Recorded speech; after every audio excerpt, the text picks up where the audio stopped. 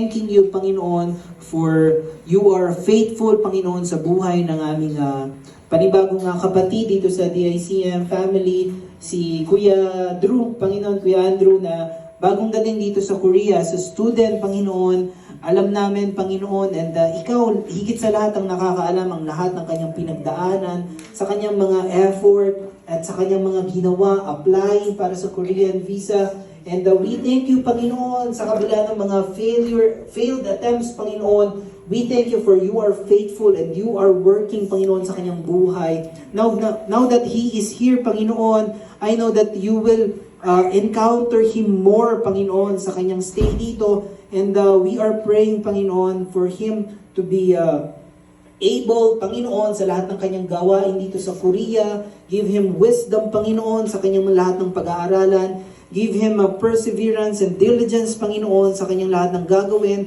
At patuloy mo po siyang katagpuin sa kanyang mga panahon na siya ay maaaring mapag-isa, Panginoon. But we pray, Panginoon, that you will sustain him every day in his life. He stay here, Panginoon, dito sa Korea. Bagaman nasa LDR relationship with his family, Panginoon, dalangin namin, Panginoon, na selyuhan mo, Panginoon, ang kanilang relasyon, pati ang kanilang anak, Panginoon. Patuloy mo silang pagkaisahin at patuloy mo silang palakasin, ilayo sa anumang sakit o kamahamakan. Marami pong salamat muli, Panginoon, for you are great. We are grateful, Panginoon, sa iyong regalo, Panginoon, sa kanyang buhay. Marami pong salamat. Ikaw ang aming tinataas sa iyong pangalan ni Jesus. Amen and amen.